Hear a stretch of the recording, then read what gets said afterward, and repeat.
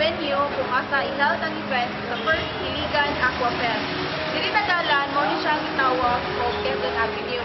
Diri tanan ang sakyanan mapribado o publiko man na sakyanan diri gaagi. So dali ra kayo matultulan usab kay atbang rasadta sa Rosalinda Store.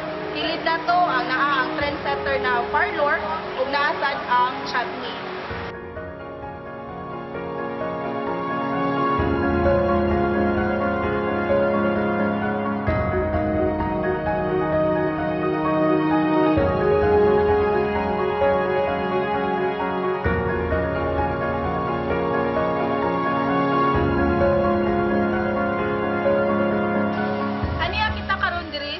Ni Sir William D. kung asa namugna ang plano o ang preparasyon para sa Aquafest.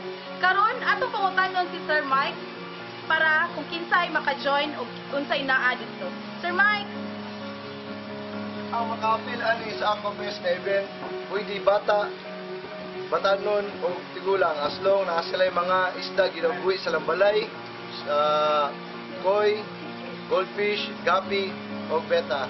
And kani siya ang purpose ani sa quad event is para pabibo sa komunidad sa atong ginabuhi na isda o magdalag pasiyaw sa syudad o gabi na mga pakulo sa mga katawan sa Iligan.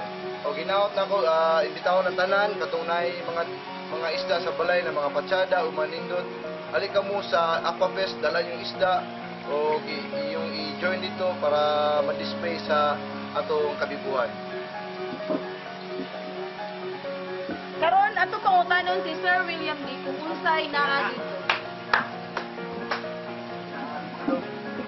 Katong ngay mga binuhi, want to witness exotic pets like snakes, hedgehogs, scorpions, tarantulas, you can come and join and witness one of the events of Iligan City for a fiesta event. Dito, ma-witness ninyo ang mga hedgehog, itong mga panagsaon ng mga hayop, naatay mga pupra, naatay mga python, Burmese python, scorpions.